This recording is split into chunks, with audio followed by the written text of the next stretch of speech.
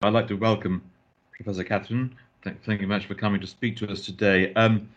They say the Vatican is a state of chaos at the moment, but it must be very creative because there's some incredible documents that have come out recently from Pope Francis, including Desiderio Desideravi, which is I have deeply desired about the nature of the liturgy 60 years after the Second Vatican Council.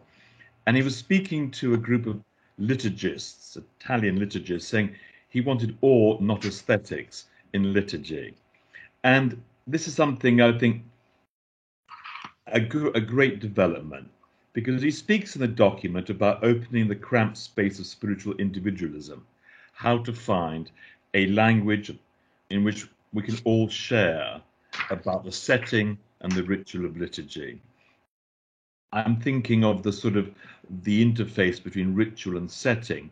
How can architects and clergy speak to each other? Because when I hear architects talk about the liturgy, I think they know nothing about it. And then I'm sure when a priest talks about architecture, architects think this person knows nothing about it either. And because there's no common language between the two, and I'm hoping your talk, I'm sure it will be a demonstration of a common language that we can both share from both sides of ritual and setting. And I think that's a really helpful thing. And I think, 60 years after the Second Vatican Council for the Catholic Church, anyhow, rethinking what active participation means, which is not simply just transitive, but intensive participation in the liturgy, which is not our possession, but is the gift of Jesus Christ to us for the Christian. I think being able to speak about in a common language about the setting and ritual, I think, is a great way forward. And I'm looking forward to your talk. So thank you very much for coming to speak to us. Thank you so much. Well, this is very exciting for me. I'm neither priest nor architect, which perhaps gives me a disadvantage and perhaps an advantage as well. It's thrilling for me to be able to think about buildings. I've occasionally thought about music in relation to liturgy, but have never really addressed the spatial dimension of a liturgical enactment. And it was wonderful to put my mind to this for this occasion, and it's made me think that this is something I'd like to pursue a bit further. So it's given me a lot to think about. So thank you for the invitation. It was suggested that I might just unpack a couple of words before I begin. The title mystagogy in the title of the talk is referring to a text by Maximus the Confessor. But mystagogy is an incredibly useful concept related to liturgy as the idea of leading through the mysteries. And this picks up very much what Father Peter's just been saying about intensive participation. This is something that as human beings, as fallen human beings, we need to be reminded of how to realign with the mysteries, how to enter them. And the other word that I will use is epektasis, which particularly associated with Gregory of Nyssa, and a really interesting idea about entering into God. Again, for me, these two words are very closely related and have something to do with what's happening when human beings offer liturgy. I have a very high notion of liturgy as almost theurgic, really, as almost calling down divine assistance to complete our enactment of liturgy. And so these terms of entering into God and leading into the mysteries, though I'm an Anglican, are I mean them substantively and participatively, if there's such a word.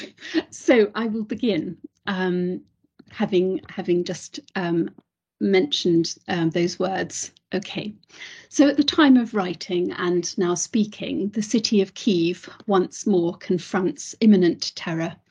It is a site of contestation, in part because it is a place of mythical foundation. But the mythical foundation was itself to do with a contestation.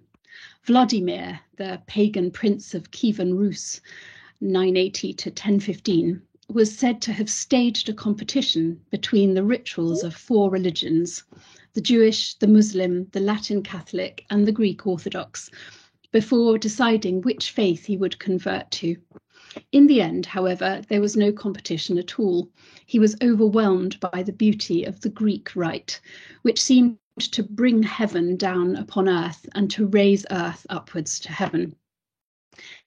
In effect, what Vladimir was seduced by was the theophanic or apocalyptic character of the Orthodox liturgy. It presents itself as the disclosure of eternal mysteries and as the expectation of an ultimate disclosure to come. Every aspect of the rite is attuned to proclamation of the divine glory and attracting human beings towards a merging with that glory. The manifestation of beauty is central to the experience in such a way that participants in the ritual, or synaxis, the coming together, are moved away from a merely worldly horizon of finitude, conflict, and the prospect of death, and brought into a different architectural space, a utopian space, as Jean-Yves Lacoste calls it, where everything remains as it is and yet is transfigured into a shared experience of elevated unity. These are the recipients of the gift of a different version of reality, which enacts a harmony between heaven and between person and person. Yet at the same time, they are not passive witnesses of a spectacle or of an alternative mode of appearing. They are the active participants in a work, the work of the Church, which, as Maximus the Confessor, the great Georgian theologian of the 7th century, indicated, is a representative and agent of the work of God himself in creation and recreation. If the liturgy shows something and thereby anticipates a further showing, it also brings this about, albeit in synergic fusion with the action of God, who is the sole author of everything. This bringing about comes to a head in the action of the Eucharistic transformation, of which one might say the Christian rite is the monstrance. The liturgy, on this conception, is not just a participatory dramatization of what is already theologically known from scripture and tradition. It is a prime site of revelation, and this is why, for Orthodox tradition, beginning with Dionysius the Areopagite, there exists a series of mystagogic commentaries on the liturgy that are intended as initiations into its meaning for participants. The liturgy makes manifest and luminous to us the Word of God, and for that reason is a crucial locus for theological reflection, beginning with baptism at the inaugural western end of the Church, which first introduces the light and is the source of all divine illumination, he says. Yet because the liturgy, like the church building itself, is also in part a human work and a human offering, it is of itself and already a kind of symbolic theology, as conceived by Dionysius. It provides us with a series of positive, one might say architectural images of the heavenly realms, of God, the mysterious powers around the throne, the angels and the saints.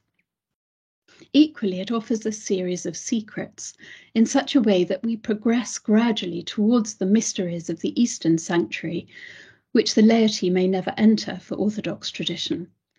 Yet from the sanctuary, the hidden eventually comes forth in the mode of the transformed Eucharistic elements. By receiving these elements, the members of the congregation are able themselves to start to become deified and to pass into the invisible sanctuary of their souls.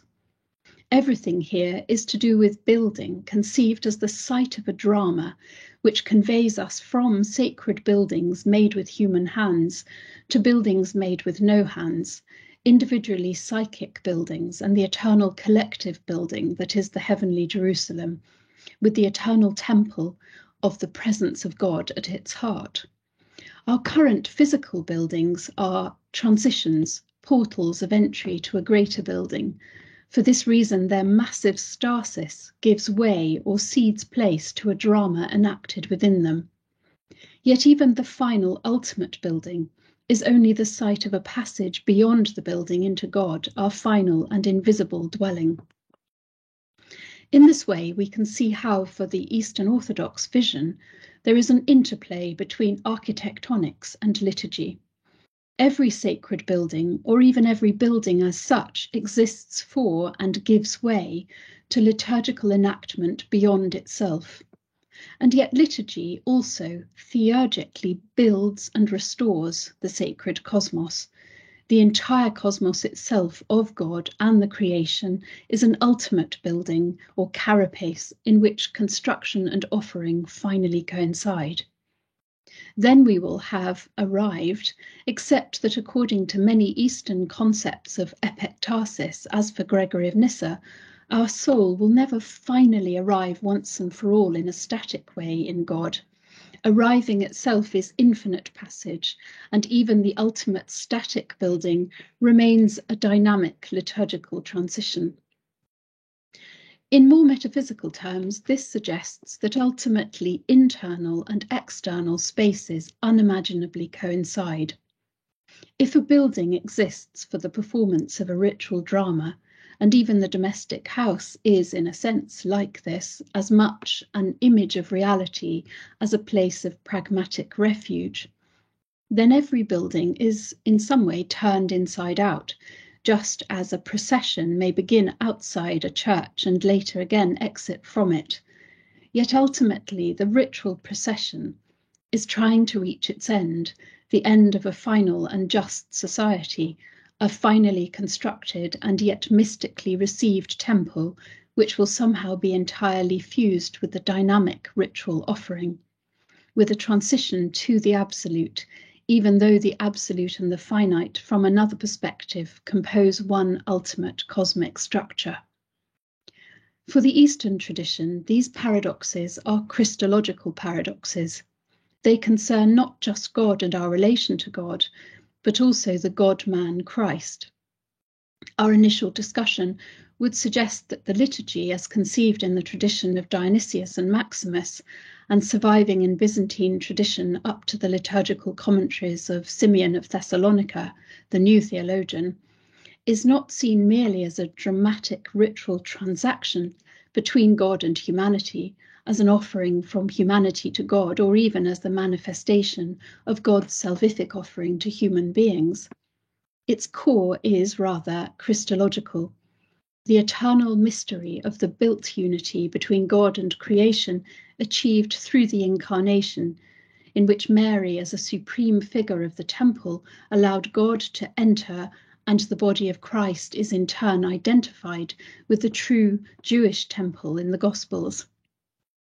So, in Maximus's Mystagogia, it is said that affirmative statements about God correspond to God's creative actions, and negative ones to the non-existence of God beyond these actions. On account of the very things that are and are becoming, he is the one who is and the one who becomes all things to all, 1 Corinthians 9:12. But on account of himself, he neither in any way belongs to or comes to the things that are or are becoming, whose essence he constitutes, says Maximus. The citation of St. Paul indicates that for Maximus, the divine omnipresence is always a Christological omnipresence, and that for him the divine creation is ultimately identical with the divine incarnation, creation as the literal dwelling place or temple of God. However, it is also said by Maximus that neither affirmation nor negation are adequate to the divine nature. The implication is that God lies somehow beyond the contrast between his creative actions and his inactive transcendence, which is negatively disclosed to us.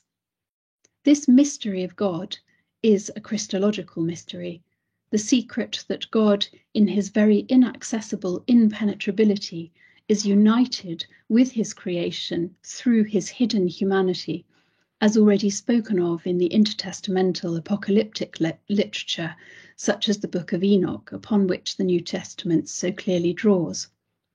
Beyond even God, as it were, lies the ultimate mystery of the cosmic temple that includes both God and creatures, connected by that microcosm which is the temple of the human body.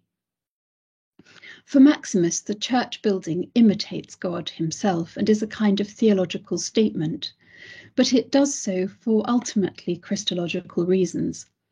The church is the site of God's creative and recreative working, which both come to full realization in the incarnation. The Christian temple and the ritual enacted within it proclaim only God, but they proclaim God as the mystery that God in himself is more than God.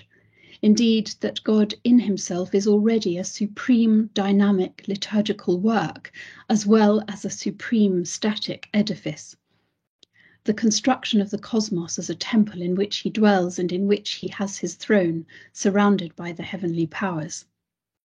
Since it is indeed God who sits upon this throne, and not a demiurge, this unchanging God is eternally what he became in the incarnation, and the historical becoming of God therefore also and paradoxically makes the eternal mystery of the incarnation manifest within time, in anticipation of the eschaton, when the indwelling of God in everything will be more ultimately revealed.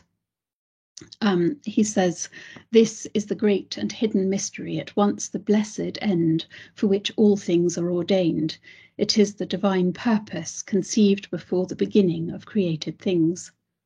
The fall, then, was the concealment of this reality by deceiving angels, suppression of the truth that creation only came about because of the destiny of incarnation which it presupposes. Maximus will not go so far as to say that there was also an eternal church or assembly of the elect, and yet he perhaps could have done so following the book of Enoch, which declares that from the beginning the Son of Man was hidden, and the Most High preserved him in the presence of his might and revealed him to the elect. Because of the fall and its anticipation, the eternal mystery that is God and yet also humanity is also the mystery of God's self-offering to save humanity from the angelic deception. To interpolate Enoch once more, the Gospels and the liturgy are the manifestation to us of a redeeming secret that will lift us out of sin and the body of our flesh, which is death, by counteracting the inadequate secrets of technology, including the art of writing, that have been revealed to us by false or at least ambivalent Promethean angels, secrets which merely allow us to mitigate death and suffering, but not to overcome them, and to restore us to a glorious and deathless bodily condition akin to that of the angels themselves. That's at Enoch 69. The Christian liturgy, then, is a kind of ultimate counter-technology, a sort of pitting of art and architecture against the merely technical, by reconceiving built construction and artifaction and uttered words as theurgic enticement of the absolute, which will result in a more authentic human dwelling on earth. A kind of saturated disclosure, but also an active performance which must be done well. Otherwise, as Jean-Yves Lacoste puts it, liturgical disclosures are endangered by clumsiness, crudeness, or inattention. As a counter-technology, it refuses our attempts to dominate reality, which ironically result in death and perpetuate death.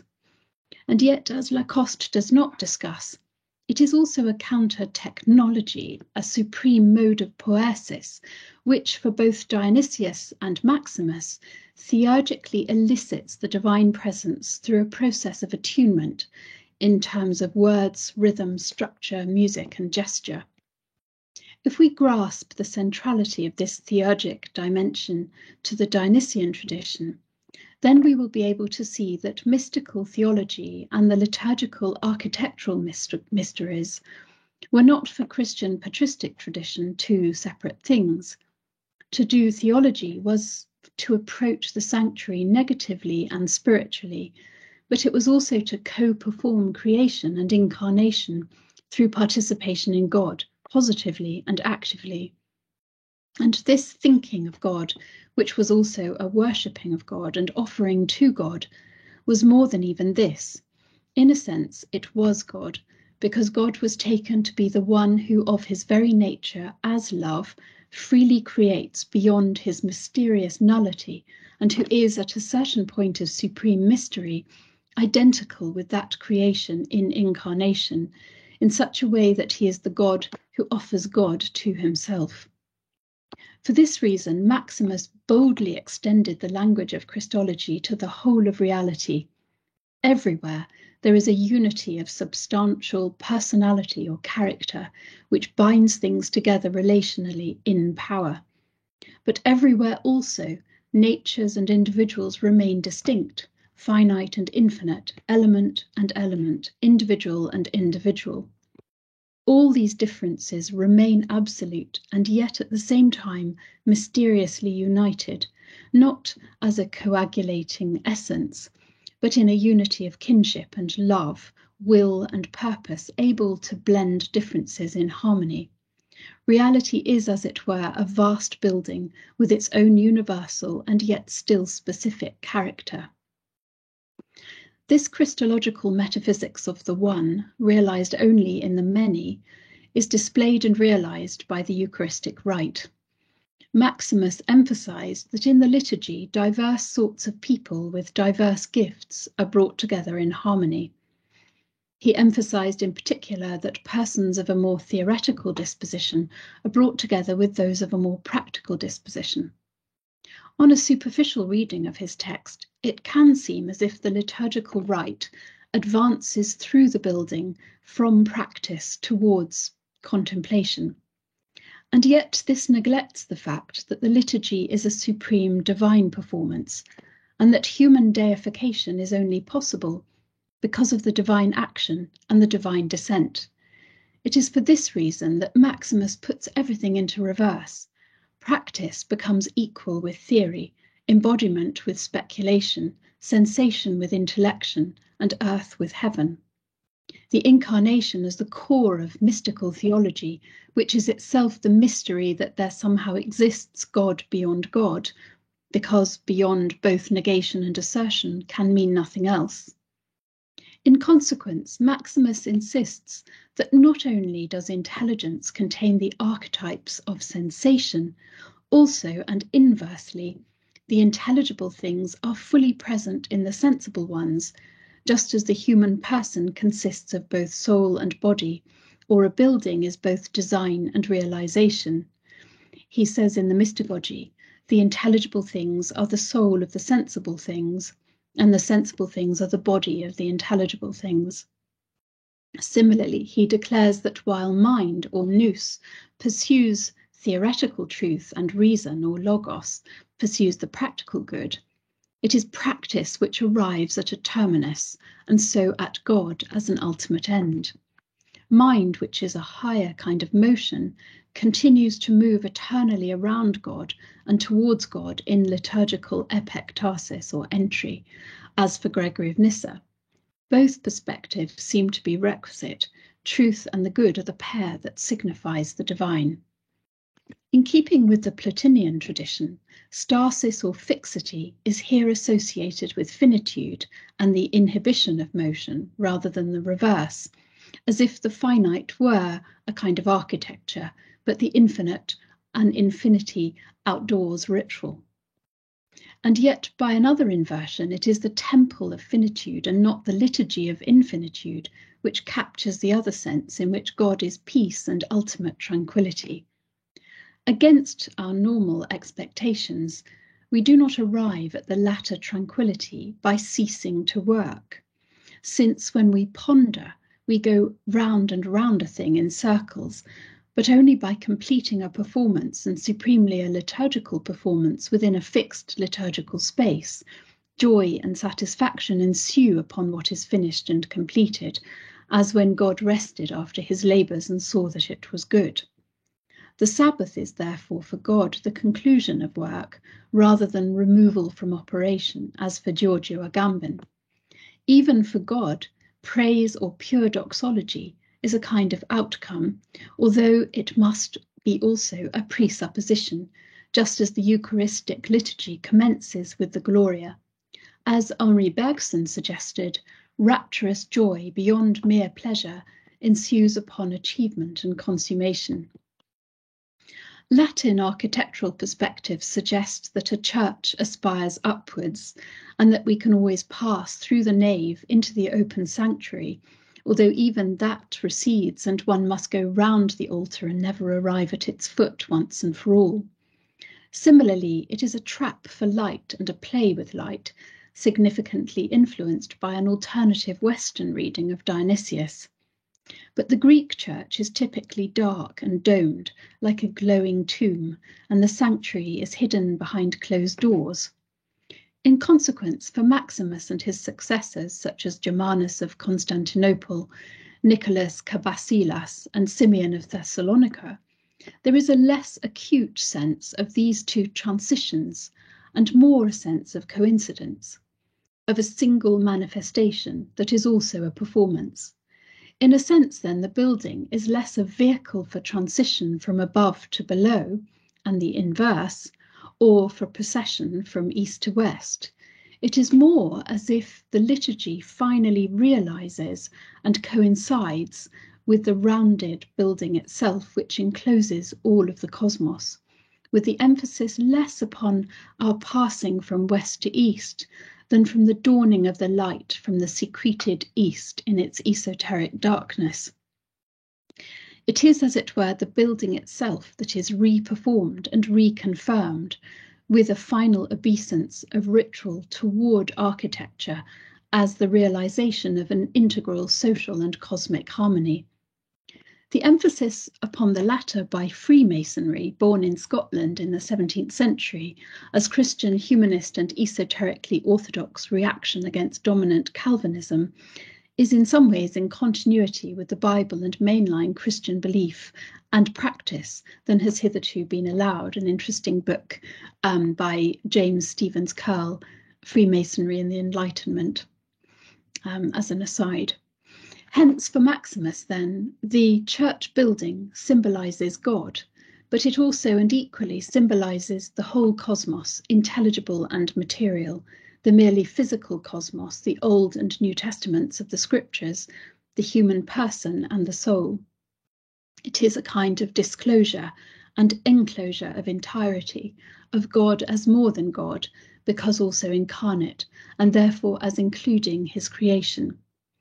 For this reason, for Simeon of Thessalonica, in contrast to the Latin round bread symbolizing God, the Greek bread is square in shape to symbolize the four elements of creation into which God is incarnate, and is leavened, again unlike the Latin bread, to remind us of the leaven of purged sin, and yet to impart the positive leaven of the Spirit.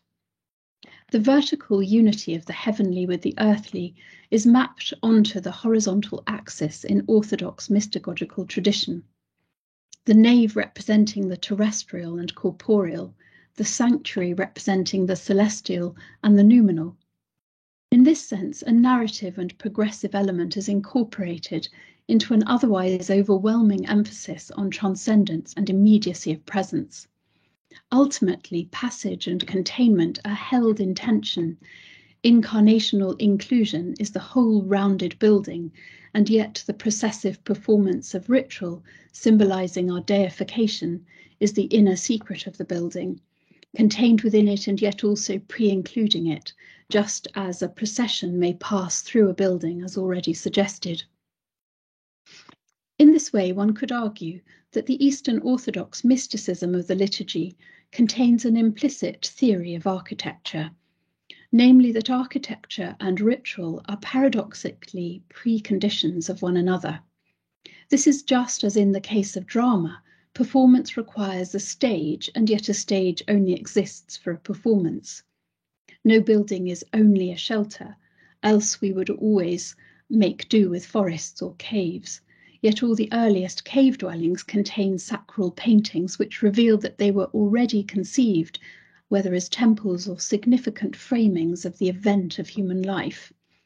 Every building instead exists as a place for meaningful depiction and expression, for collective performance of shared meaning. However, because all depiction of meaning is an attempt to interpret reality, and to interpret it as sacred if meaning is accorded value, art and ritual are ultimately located within the cosmos itself, thought of as the primary building or temple. In consequence, the closed site of performance tends to be regarded as more than a convenient and safe location. Instead, if ritual is total and not an occasional performance taken up and set down, it includes its location in such a way that rituals build, and the building is already a ritual enactment, itself an image of the cosmic whole. Ritual and architecture then presume one another, because the ritual acknowledgement of totality and the attempt to represent this totality are held in balance. Together they provide an imaging of and a context for the formation of a harmonious society. And yet more fundamentally, any society simply is this ritual and is this building, as our current king intuits. But in another way also, they presuppose each other and are reciprocally conditioning. The attempt to grasp the whole generally includes a sense of a hidden transcendent origin of the whole that accounts for the whole and ensures its symbolic meaningfulness as a participation in this transcendent source.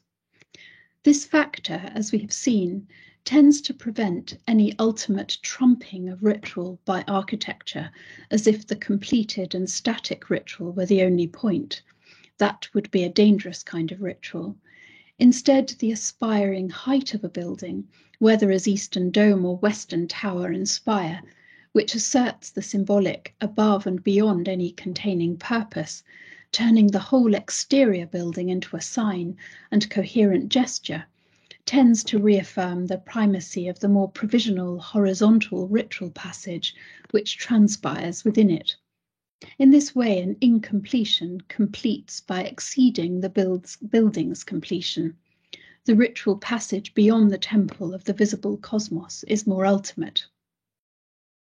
This is conceived indeed as a passage into a more hidden and spiritual or intellectual temple, which is God's dwelling place, so that beyond the building lies a search, but this is still a quest for a building.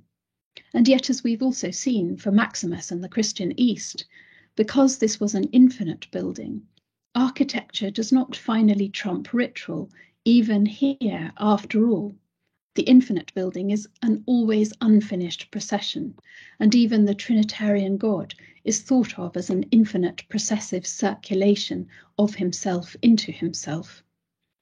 Today we might reflect that if we forget the co-primacy and mutual implication of architecture and ritual, then we end up with meaningless buildings, open to the exterior only because they no longer represent it within, an empty outdoor performance whose privatized ornamentations and gestures proffer no prospect of societal unification.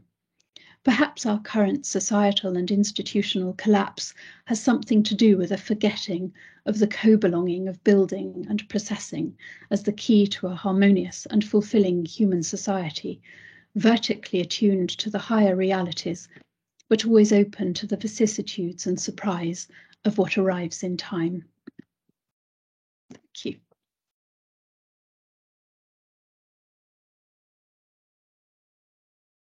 Thank you enormously. So we'll come to a summary, but can I just open the floor to questions if you're willing to enter a bit of a dialogue?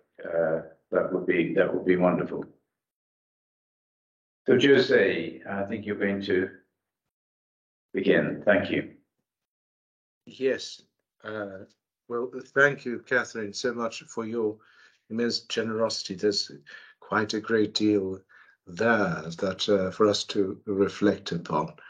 I think if I were to ask a question, really just to start us off there, it would have to do with participation. And I wonder if you could say a bit more about that. There are different aspects to your understanding of participation, namely through architecture, art and architecture, that you already mentioned. For instance, well, there is one aspect to that, which is, of course, the creator distinction, which underlies the entire question of participation. But when it comes to the matter of architecture and what architecture can do for us within the domain of liturgy and prayer, you mentioned, of course, the heavenly Jerusalem, the building, the eternal building that awaits us, the building of creation and liturgy, not just as the work of God, but also the work of the people, the work of the church. But then we have to ask ourselves, to which extent are we speaking of something that is in any way depictable in more words than just by analogy? And you can probably see where I'm getting at. So these are only perhaps just a few aspects, but I would probably ask you to say a bit more about how you understand participation and the role of architecture in facilitating that same participation. Oh, thank you. That's such an important question, and I should have unpacked the term participation when I used it in the talk.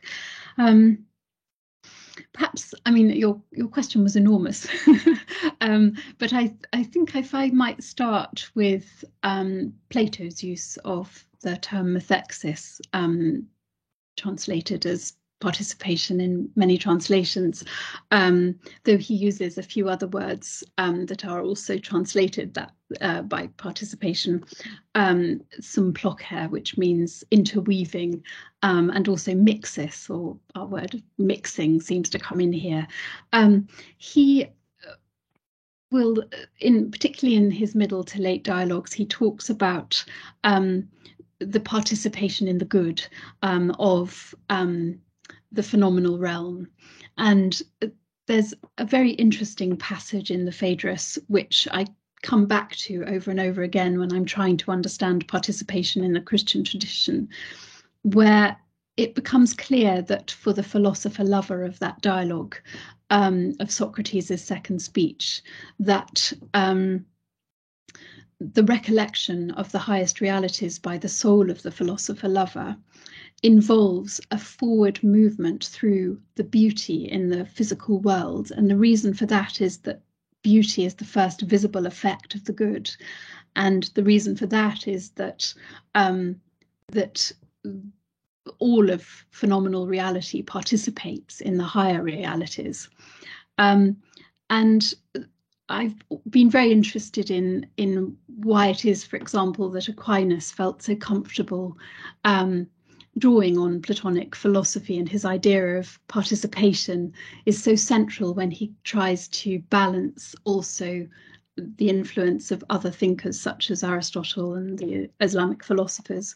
But it's always in a way, the glue of Platonic or Neoplatonic participation, which comes in and counterbalances and brings a sort of vision of both horizontal and vertical participation. So it's almost as if I'm speaking very generally, for both, you can see it in Pseudo-Dionysius, but also in Aquinas, for example, that human social participation it depends upon vertical participation, the participation of all of creation in the highest reality, in God. And you mentioned in your question the idea of the ontological difference. The reason why for this tradition participation was possible was because God as transcendent is ontologically other from creatures, and one might think that that would make creatures further away from God in their utter difference from God. But of course, it is precisely this ontological difference that enables creatures to draw near to God. So going on to the role of the building, in a worldview in which participation is held as a metaphysical framework which in a way holds everything together cosmically. One might wonder why one would need a liturgy or a building, because everything, insofar as it participates in God, will manifest the beauty of God, and we'll have no need of liturgical repetition. You would think we could just do liturgy once and that would be that, but we are fallen and finite and forget participation. We forget the beauty that surrounds us and what it signifies, and analogically tells us of the nature of God. And so as fallen, we must constantly be realigned with those higher realities, and liturgical repetition is one way in which we, in a way, continue the work of the philosopher lover of the Phaedrus in trying desperately to align the soul and the body, God and creatures, and countless other binaries that characterize fallenness, that our tendency as fallen is to dichotomize and bifurcate and cling on to one side of each binary. There's an interesting prayer to the demigod Pan at the end of the Phaedrus, which Socrates utters, in a way calling for alignment. And again, I think one can see this tradition of alignment in liturgical formation, in rites, but also in church architecture. That so much of church architecture is enabling the fallen worshipper to cast their mind in the right way, to live in the right way, to approach the altar in the right way, to try to achieve excellence in that moment. So much is to do with how we align, even down to it's interesting, at the end of Aquinas's Summa, he says, why did Jesus choose bread and wine as the elements for the Eucharist? Well, the reason is, he indicates that they taste good, they smell good, they make you feel good, they bring you together, but also they include all of human reality: trade, agriculture, farming, transport, the seasons, and all sorts of different human labours and artifactions, trade, commerce, economy. Everything comes into the making and the creating of these elements. And so it's as if the whole of reality, even ordinary quotidian exchanges, come in to this massive cosmic alignment, that at the same time also is delicious and makes you feel cheerful. So there's just a bit of a rambling answer to your question about the role of the building in really reminding us of the reality of our deification in this astonishing participation in the highest realities that is the case, but nonetheless we are inclined to forget that it is the case. Sorry, Thank you. That was rather a detour. Marvelous exchange. So Peter, yes. You're muted. I mean, I must say that famously, the Greek Orthodox churches, by and large, all have the same plan and physiognomy. Yeah. And you talk about that as being the sort of the complete, the cosmos, the sort of, as well, the interface between ritual, liturgy, and setting, liturgy and architecture. How would you explain then, for say, buildings which are not churches, like everything else under the sun? I mean, houses, so shops, and everything else. How does the difference in design of these things affect your theory? Is it they're not because if there's just one form for a church, should there be one form for a house, for a office, for factory or for a shop? Well, I mean, there isn't, but I mean, I should just follow up by saying that it isn't. I wasn't really presenting a theory. I was just, or my theory. Nor do I think that there should just be one form of a church. I was just interested in looking at the Orthodox church pattern to try to see, because I'm much more used to a Western Latin Christian pattern. And so, in fact, in some ways, looking at the Eastern structures, the darkness, trying to understand the slightly different role or access for the laity, for example, what that means, and in a way, being less knowledgeable about it makes one think differently, or try to understand what's happening theologically. What is the interplay between the living participants, the inhabited liturgy that takes place, and what difference does that emphasis make of the architecture there, and the different signals of darkness and the domedness and the areas of secrecy. It's not so much that it's my theory. I'm very interested in the receding altars in Gothic cathedrals, for example, and the way that one never quite reaches the altar, but one must be aware that there's always a one yet higher hidden. And even when we reach the altar, we don't stop there, but we go round it, or we must repeat that journey. So there are so many different things about the way that worshippers inhabit a building, a church building, that will communicate different aspects of a theological vision. About shops and things, I'm not quite sure how my theory might be transferred if I had a theory.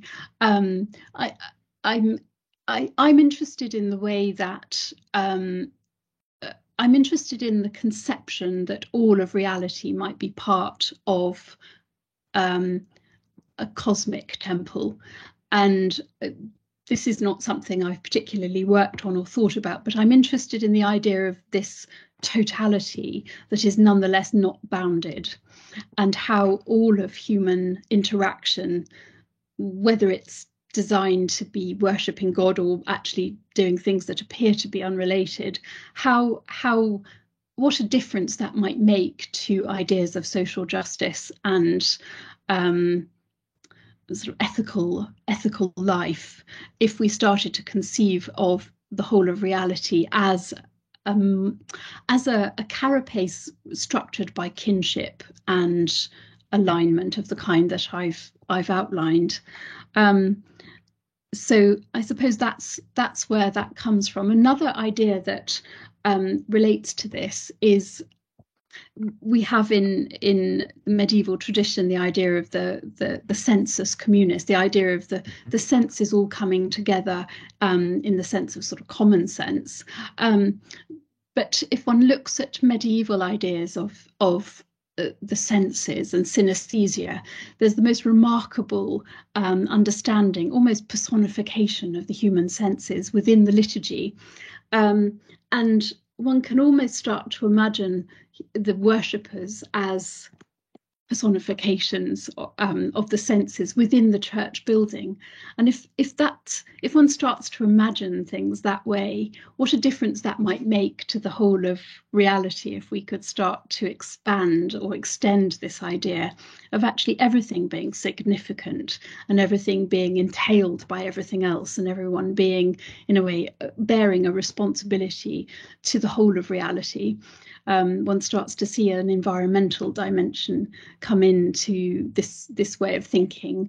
I'm much indebted to two particular colleagues of mine who've developed some sort of theological thinking about the Anthropocene, and in Cambridge, Simone Kotver and Hjördis Becker-Lindenthal, who have been developing some wonderful ideas along these lines, bringing liturgy and environmentalism together. Sorry, again, rather a rambly answer. No. I'm with you about the rituals of life and its connection. No, they're interconnection. So thank you so much. I really enjoyed your talk. Great. Thank you. Thank you. Other questions, please? Jose, am I missing? Christian, yes. I can see a connection with tonight's talk. Thank you. Yeah, thanks for that really interesting talk. I've come to, if I look at your conclusion about processions and activity, I've come to similar conclusion working from the architecture end. So my sense is that architecture is, medieval architecture particularly, is revealed through its processional reality. That's what it is. So in the work I've published, it's very much about the horizontal that you talked about thresholds, and thresholds are there to be crossed as a part of the ritual in order to do it. So I found it really interesting. My question is a really simple one, actually, which is to do with references to Plato, because in the West, one tends to have to concentrate on Neoplatonism rather than Platonism, because they didn't have any translations, and even St. Augustine didn't have Greek. So you talked about Maximus being influenced particularly or implied by Phaedrus, or certainly saying that you go back to Phaedrus. I go back. So I'm intrigued by the relationship between those texts, because whether the Eastern Church had more access to the Platonic original text, or were they still working off things like Plotinus and the Neoplatonics rather than Plato himself? Yes, it was all mediated through the Neoplatonic philosophers, and including Iamblichus and Proclus, not just Plotinus, who I mentioned in the talk. It's really quite fascinating how resonant and how accurate that transmission was, now that we have access, particularly to the Phaedrus, I think, and Phaedo, which are the most extraordinary dialogues when one starts to look at Christian development of Christian theology. So yes, it is remarkable how close those transmissions were. But to go back to what you were saying about processions, one of the things I might have talked about if I hadn't dwelt on Maximus and mystagogy, was the crucial relationship between time and space, again for Plato, thinking of the Timaeus, where he says that time is the moving image of eternity, and thinking again about another important text from my work, which is Augustine's De Musica, in the final book of which he makes quite clear that what music brings is a perfect fusion of the vertical with the horizontal, with the vertical stabilization through harmony, but then also the constant supplementation of sound in inhabited time, and that without that constant openness to the vicissitudes of time, one wouldn't be able to approximate to eternity. And that is another kind of alignment that as human beings we need to realize. So I'm really excited to hear about your work. Yes, well, I mean, the Timaeus for architecture is the critical link, mostly because it talks about the time space. But that particular quotation, or that particular passage from the Timaeus, is the last passage I think in my book on the processions, because it talks exactly about that moment where the object of the cathedral, as seen by most medieval art historians, really should only be seen through the movement within it. And that's the argument in the end that I came to on that movie. So yes, thank you. I look forward to reading that. That sounds really thank you. I think there'll be a further exchange there. So yeah, thank you. Peter Carl, I think. Am I on? Yes. Yes, you are. Well, marvelous. Okay, great. Thanks very, very much for a wonderful and intense, profound presentation. I mean, I'm amazed what you got into half an hour. It was slightly over. I have a very simple question. I'm interested, I mean, when you read Maximus, it's full of allegories. And there's this kind of pile up of allegories, and it naturally moves one to analogy in general. And you made a quick comment that you may not have meant, but it struck me as having some truth, as an equivalent between the building and what you call the metaphysical framework. And a lot of what is transmitted to us is in words. And this, of course, gets mixed up between analogy and logic. But I think when you emphasize the embodying conditions, you end up with a style of thought that isn't so dominated by the words. Yeah. And do you have a name for that?